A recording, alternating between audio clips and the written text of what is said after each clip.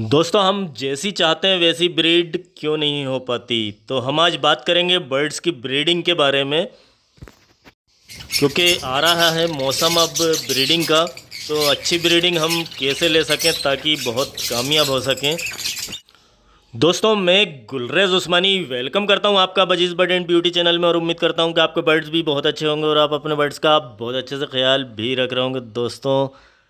दोस्तों ख्याल भी रखना और अच्छी ब्रीड भी लेना है। और देखिए आप कि सूरज दिख रहा होगा आपको ऊपर बादलों में से झांकता हुआ।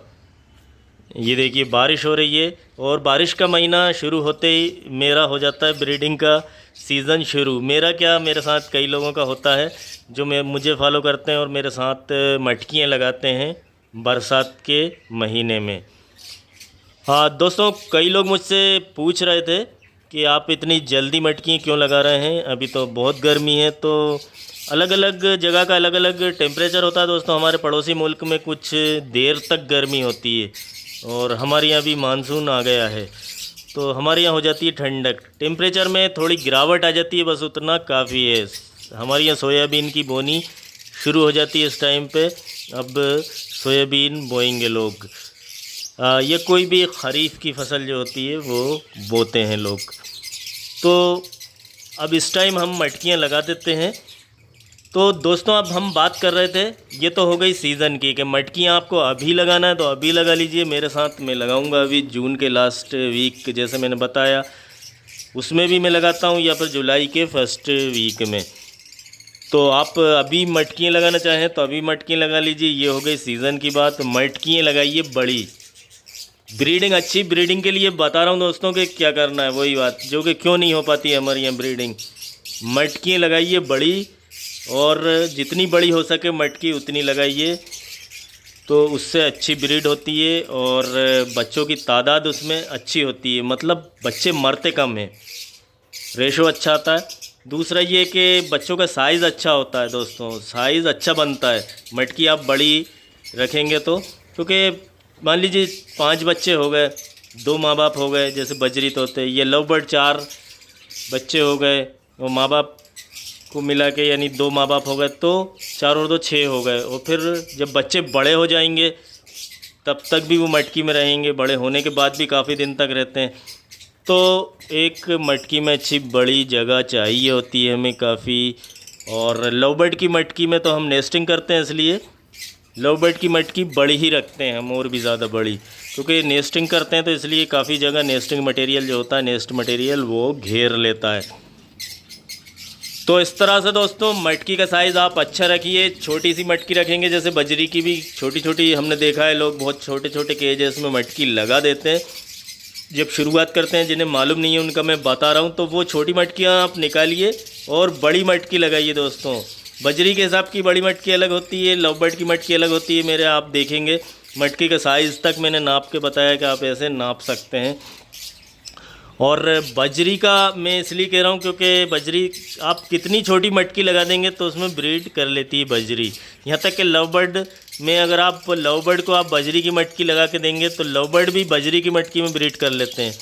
लेकिन वो बात नहीं आती है दोस्तों, जो आपको लंबे चलना है और ब्रीडिंग कराना है अच्छे ब्रीडर की। आप पहचान जो है वो यही है कि वो हर तरह से ख्याल रखता है परिंदों का। तो एक तो मैंने बताया आपको मटकी, दूसरा ये हो गया कि नेस्टिंग। अगर लव बर्ड हैं तो आपको नेस्टिंग अच्छी करना, खूब अच्छी। ये मत सोचिए कि आधी करके छोड़ दी और आधी वो करेंगे, आप तो पूरी ही कर दीजिए। उन्हें करना होगा तो फिर से फेंक के और फिर करेंगे, या आधी फेंक देंगे। वो कुछ ना कुछ उल्टा सीधा कर ही देते हैं, आप वैसी की वैसी नहीं रखते हैं, अपने हिसाब की बनाते हैं। तो आप तो पूरी नेस्टिंग कर दीजिए। और बजरी तो में आपको कुछ नहीं करना, सिर्फ मटकी लगा देना है। कोई नेस्टिंग वेस्टिंग नहीं, कोई कुछ नहीं डालना है उसमें, सिर्फ मटकी लगा दीजिए बस। ऐसे ऐसे मटकी लगा देना दोस्तों बजरी तोतों के लिए, और कुछ नहीं करना है। ढक्कन ढक दीजिए। उमस या हब्स गर्मी जैसी हो रही हो तो आधा ढक्कन खोल के रखिए। खोल के मतलब ढक्कन को थोड़ा सरका दीजिए आप चाहें तो, और फिर उसके बाद जब ठंडा मौसम हो जाए तो आप ढक्कन को पूरा लगा दीजिए। तो ये है बजरी तोतों का तरीक़ा। और दोस्तों अब सबसे ख़ास बात जो है, जो सबसे ख़ास बात है मैं बताऊं आपको, वो अभी करने से कोई फ़ायदा नहीं है, लेकिन ब्रीडिंग की बात आ रही है तो करना पड़ेगी। और अभी करने से फ़ायदा इसलिए नहीं है कि अब लेट हो चुके हैं आप। दोस्तों पट्ठे लेना चाहिए। अगर आप किसी भी बर्ड की ब्रीडिंग कराएं तो सबसे अच्छा काम ये है कि आप पट्ठे लेके और रखें, और उनमें से फिर नर मादा जितने भी निकलते हैं उनका आप उनके जोड़े बनाइए, और फिर जोड़े बना के आप सिंगल केज में ब्रीडिंग करना चाहते हैं तो सिंगल केज में रखिए, और आप कॉलोनी ब्रीडिंग कराना चाहते हैं तो वो कॉलोनी में आप जोड़े बना बना के छोड़ दीजिए। जोड़े वो खुद बना लेंगे, आप नर मादा छोड़ दीजिए तो वो भी काफ़ी रहेगा। अब लेट का इसलिए कह रहा हूँ, जो लोग अभी मटकी लगाएंगे तो वो तो बड़े ही बर्ड्स होना चाहिए उनके पास, एडल्ट।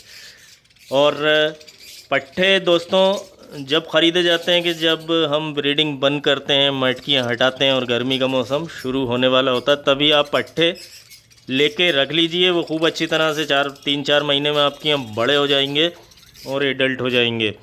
तो वो सबसे अच्छा तरीका दोस्तों, मैं तो कहता हूँ कोई भी बर्ड लें आप, चाहे काकटेल हो, बजरी हो, लव बर्ड हो, कुछ भी हो, पट्ठों से शुरुआत कीजिए। सबसे अच्छा काम वही होता है।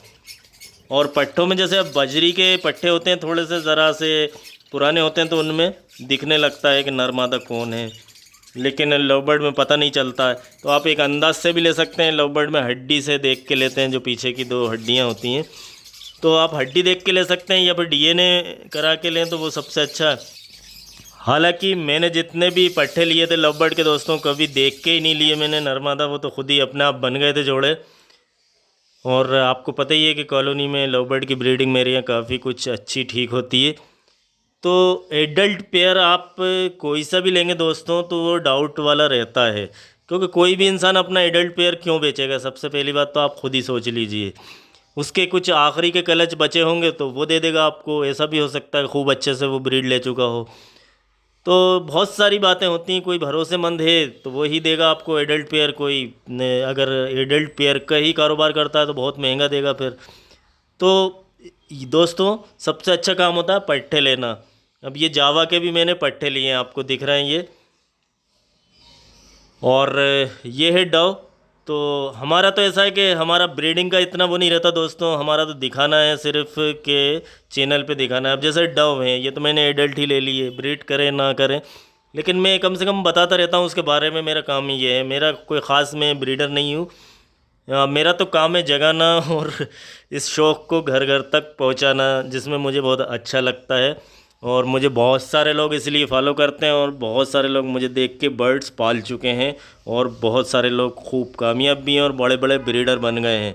हम तो वहीं रहेंगे और वीडियो आपको बना के दिखाते रहेंगे और आपके बीच ही रहेंगे दोस्तों, कहीं नहीं जाएंगे। क्योंकि ये चैनल जो है ये अब मेरी भी एक ज़रूरत बन गया है कि मैं जब तक आपके बीच नहीं आऊँ तो मुझे भी सुकून नहीं मिलता है। तो आपके बीच आने के लिए तो मटेरियल चाहिए, हमें एक तरह के बहाने चाहिए कि कोई ना कोई बर्ड्स तो हमारे पास होना चाहिए दोस्तों। तो जैसे ये डव हैं, अब इनमें वो डलिया लगाएंगे, डलिया जैसे बोलते हैं, या थाली कह लीजिए आप, ट्रे टाइप की। क्योंकि ये इसी तरह से मटकी में ब्रीड नहीं करते, ये खुले में ब्रीड करते हैं, थाली टाइप की जो होती है। और जंगल में भी, क्योंकि मेरी पैदाइश गांव की है, जंगलों में बचपन से रहा हूं, तो मैंने देखा है कि डव जो होते हैं, जंगली डव, वो झाड़ियों में, जैसे कि कटीली झाड़ियां होती हैं, इस टाइप की झाड़ियों में वो अंदर घोंसला बनाते हैं। और उनका बिल्कुल ही बहुत कम तिनकों का घोंसला होता है, मोटे मोटे से तिनकों का, और उथला उथला टाइप का घोंसला होता है, जैसे मुर्गी बैठती है खुले, इसी तरह से ये बैठते हैं। और ऊपर से इनके कुछ नहीं होता है, कोई वो नहीं होता, बस ये इसी तरह से बैठे रहते हैं, और इसीलिए ये गर्मियों में ज़्यादा ब्रीड करते हैं। तो डव का ऐसा होता है दोस्तों, हर एक का एक अलग अलग निज़ाम है परिंदों का, और हर एक की अलग अलग बोली है और अलग अलग खाना भी होता है। और बस ये है कि उड़ना सबका एक जैसा ही होता है, इनमें कॉमन होता है।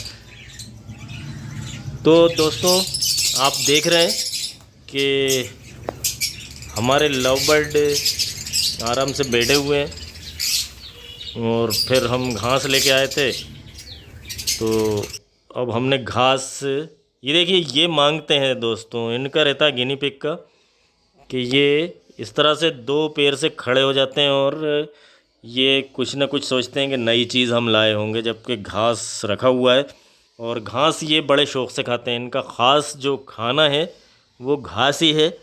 और ये मैं आपको इसलिए दिखाता रहता हूँ, आखिरी में इसलिए दिखा रहा हूँ कि जो भाई देखना चाहेंगे देखेंगे और नहीं देखना चाहेंगे तो बंद कर देंगे। परिंदों का आपने देख ही लिया है। तो ये गिनी पिग है दोस्तों, और इनके आप देख रहे हैं कि 2 घर बने हुए हैं। एक तो बड़ा पिंजरा है और इसके अंदर एक ये छोटा पिंजरा है, इसमें इसकी माँ के साथ ये बच्चा है। तो मिलते हैं दोस्तों एक अगले वीडियो में।